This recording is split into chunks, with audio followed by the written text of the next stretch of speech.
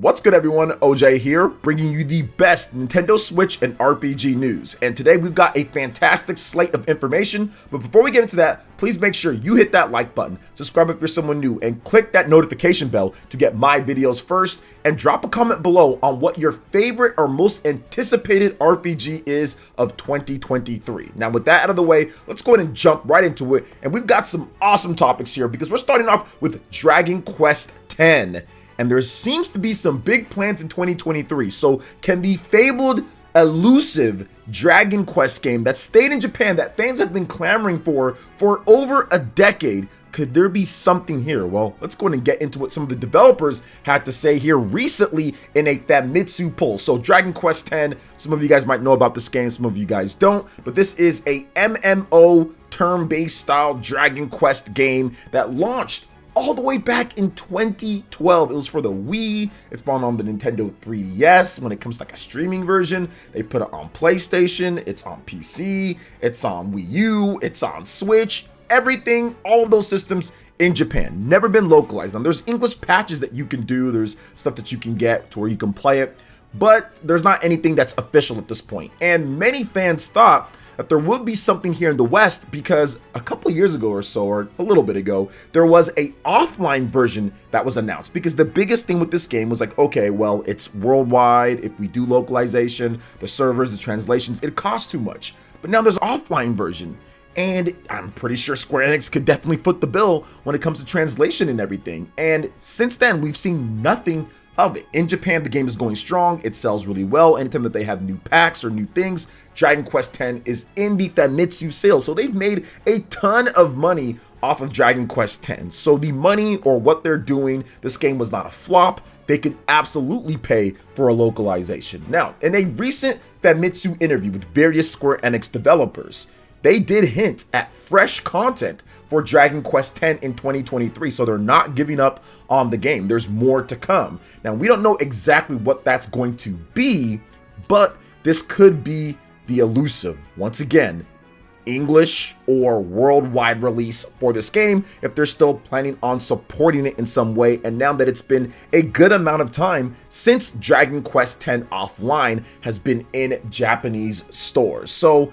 it's unlikely at this point, but I wanted to bring it up because I still think that Square Enix is somewhat looking at what the fans are saying and what projects could come back to life. And I feel that with what's going down in 2023, when it comes to everything they did in 2022, they got so many games off of their chest in 2022, and it seems like 2023 is going to be the Final Fantasy year with Final Fantasy 16, then also Final Fantasy 7 Remake Part 2. I mean, that is going to be huge for them. They also have Octopath. I think that there's more instances or space to bring out a dope Dragon Quest game, and now that you're heading into Dragon Quest 12 and potentially getting some information there, Dragon Quest 3 HD 2D Remake, this would be the perfect time, maybe early-ish 2023 or mid-2023, to get Dragon Quest X out there to the worldwide audience. I think that fans would absolutely love this. So I'm hoping that these developer ambitions in 2023 isn't just for the Japanese audience with this game,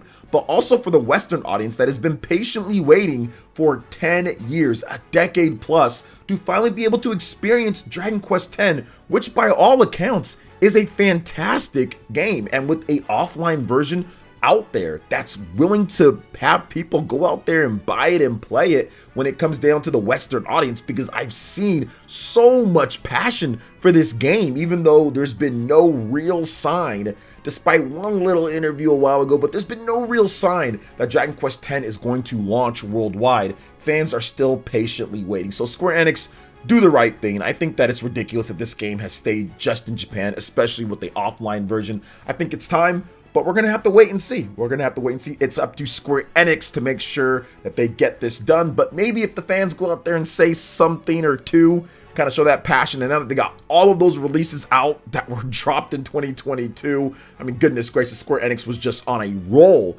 I think that there is time, there is space, and there is a certain type of area for Dragon Quest in 2023, because it looks like Dragon Quest 12, Dragon Quest 3 HD 2D. I mean, it looks like this is the year of Dragon Quest and Final Fantasy, and of course Octopath as well. So what do you guys think about this? Do you think that there's a chance that Dragon Quest X Offline comes to Western shores in 2023? Let me know in the comment section below. All right, moving on to the next topic here. This is something that I do a little bit differently, but I wanted to talk about this because in a recent Japanese poll, it shows that there are two major Nintendo IPs that fans would want the most for an anime adaptation. And no, it's not what you think it would be, which would usually be Mario and Zelda, what people say. That's not it. Now, Anime polled its readers and what they would like to see. Now, this survey had over 1,600 participants, so definitely a small sample size, but nothing to scoff at overall.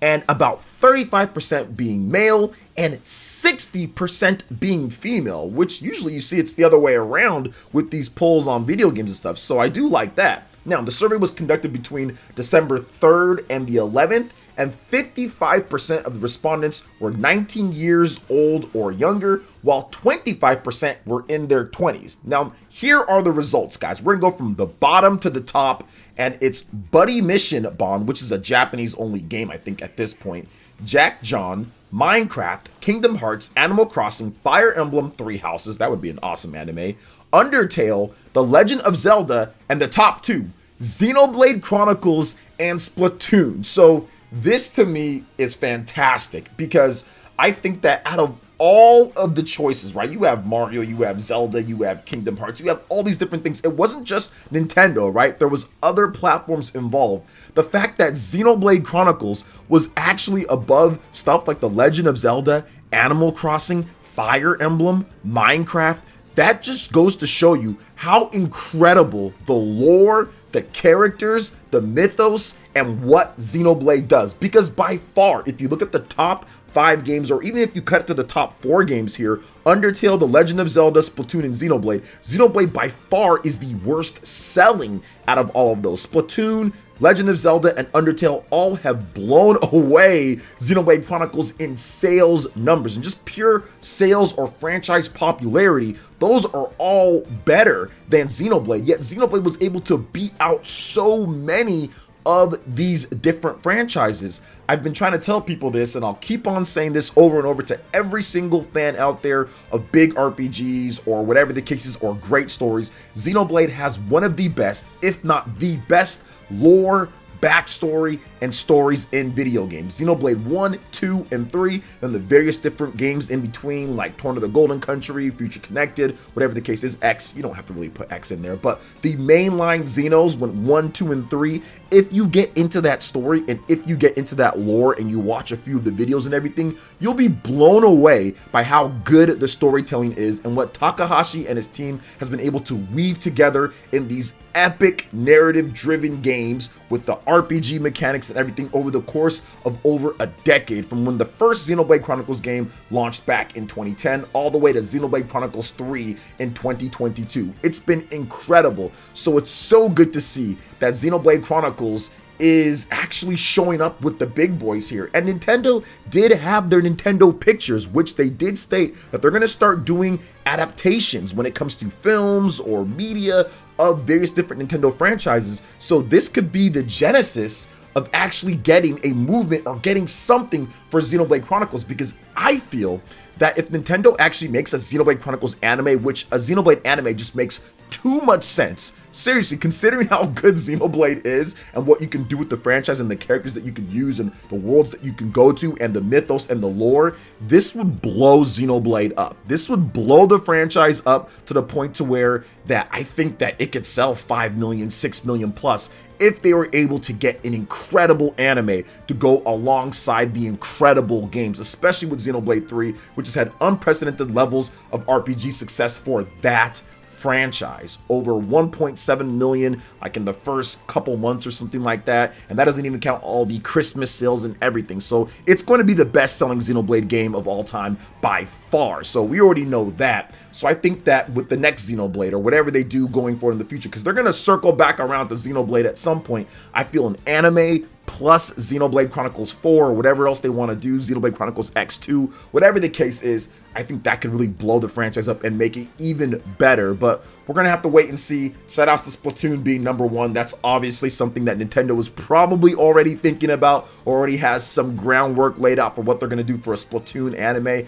I think there's some like manga or something like that, or like comics with Splatoon, but I think that an anime would be a really good thing. I think that could blow up as well. So those two, Xenoblade Chronicles and Splatoon, those would be awesome. Now, they've done Fire Emblem before, which it was like a little mini series or stuff like that. It wasn't really much back in the day for Fire Emblem, but I think that could also be really cool, especially following what happened in Fire Emblem Three Houses. I mean, that game is insane with its storyline, so that would be dope too. But overall, this would be great. I would love to see Xenoblade Chronicles. I think it deserves it. We saw what happened with Castlevania when it comes down to that and the Netflix stuff. I mean, that was incredible. So I feel that Xenoblade could follow in the same footsteps when it comes down to everything here. But what are your thoughts on this, guys, when it comes to what's going on here with an anime adaptation? What would you like to see the most out of any franchise, not just Nintendo, but any gaming franchise?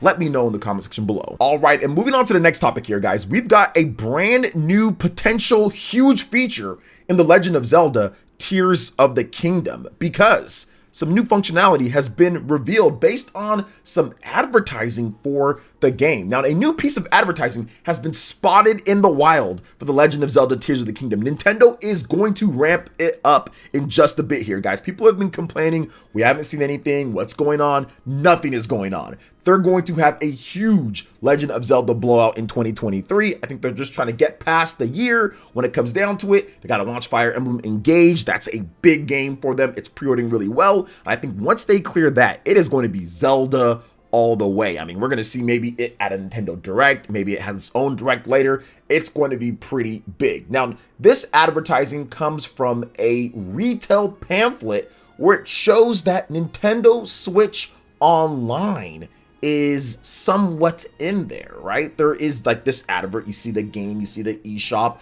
and then you see that Nintendo Switch Online alongside some screenshots that we've already seen before that are up on the page from the last Direct where they showed off the release date of May 12th, 2023. So this could be cloud saves, this could be future DLC, this could be some sort of online functionality. We don't exactly know what it's going to be at the end of the day, but what we do know is that there is going to be some form of Nintendo Switch Online functionality. So whether that's the dreaded, oh my gosh, does this support cloud saves? You know, there's been some titles, usually more of the online titles, but there's been some single player titles. I think Dragon Quest Treasures, which does have some online where there could be duplication stuff, that doesn't support cloud saves. So it's always, for the most part, it supports it most games, but sometimes it doesn't. But it's probably going to be cloud saves. It's probably going to be also maybe future DLC, and it could be some online functionality that's kind of like passive, right? Maybe some leaderboards or maybe some stuff that you can trade with players online. We just don't know. But what we do know is that The Legend of Zelda Tears of the Kingdom has a lot of secrets left in the tank. We don't really know much about the game at all. We don't really know anything, and that's the mysterious and kind of cool thing about it. One of the things that I think in today's day, especially with content creators and YouTube and all that, people want to know everything about a game beforehand, and they don't want to leave it up to any type of like grand announcements or secrets or stuff like that. People want to see so much stuff, and it kind of reminds me of just like the now type of mentality in today's day. Whereas back in the day when I was growing up, man, a lot of times you didn't know about the games. Maybe you saw something in a magazine, or maybe you saw something on TV back when TV shows like G4 TV or something like that. But for the most part, a lot of games were shrouded in a little bit of mystery outside of E3 and outside of certain stuff that video game magazines showed. So when you went into a game, it was almost like, okay, I know some of the core concepts and what it is, but I kind of want to be surprised about stuff as well. And I think that The Legend of Zelda Tears of the Kingdom is one of the games that, yes, I'm going to cover, and I'm going to cover lots of stuff, but the original game surprised me so much because I didn't indulge in every single spoiler, every single thing, every single piece of content, whatever the case is. And I think with Tears of the Kingdom, I want to cover it, but I'm not going to cover every single little thing once they actually start dropping information left and right. I want to be surprised. I want to go into it a little bit blind with certain stuff. So I'll still look at certain footage and media and all that, but there's been times, even with other games, where I don't watch every single trailer. I don't look at every single thing. Square Enix is notorious for their final trailers, and I don't even watch those half the time because they show too much. And I think that with certain games, I'm starting not to watch or look at every single thing. I'll just kind of look at it enough to see like, okay, I want that game or not. Another game that I really did this with was Kid Icarus Uprising. Like, I didn't know a lot of the stuff in that game, even though I was looking at some of the trailers, and I was so surprised with all of the cool little details and things in the game. Even with Xenoblade Chronicles 3, I covered it like crazy, but there was some stuff that was leaking that I was like, no, I'm not looking at that. I'm not looking at that. I don't want to ruin it for myself. So I feel that The Legend of Zelda Tears of the Kingdom is going to be one of those games for me. But either way, this is dope. I'm excited for The Legend of Zelda Tears of the Kingdom. I think it's going to be the best game in 2023 for me, at least, because Breath of the Wild was such a monumental achievement for me and my own what I like in gaming. And it really brought me back to love, like, oh my gosh, like open world games. I was kind of like done with open world games for the most part. I was kind of done, but Xenoblade brought it back in 2017 and was like, okay, they can do it, and they can do it right, where the open world is actually part of the open world gameplay. It's not just open world just to be open world, but there's so many elements like with the heat or the colds and like getting stuff, chopping a tree down, having that type of different stuff that you can do to pass over someplace, climbing up rock mountains. I mean, like, there was just so much stuff, exploring every little nook and cranny. It was super cool. So I feel that Tears of the Kingdom is going to take it to the next level now, going up into the skies. I mean, there could be some more dungeons. I mean, there could be crazy stuff going on in this game. So we don't know yet, but I have a feeling that Nintendo is going to blow it out of the water in 2023. So I'm looking forward to it, man. I'm looking forward to that and whatever features and functionality that they're going to be adding in. It's going to be a wild ride, guys. 2023 is looking hot. So what do you guys think about this when it comes to everything that we discussed? We obviously discussed the ambitions, Square Enix, what's going on there, Dragon Quest X, also anime, Xenoblade, Splatoon. What would you guys like to see? And also Legend of Zelda Tears of the Kingdom, lit for that coming out in 2023. Let me know your thoughts in the comment section below. All right, guys, that wraps it up for this video here. Thank you so much for watching. I do appreciate it. Please make sure you hit that like button. Subscribe if you're someone new. Click that notification bell. We will see you for the next video. Peace.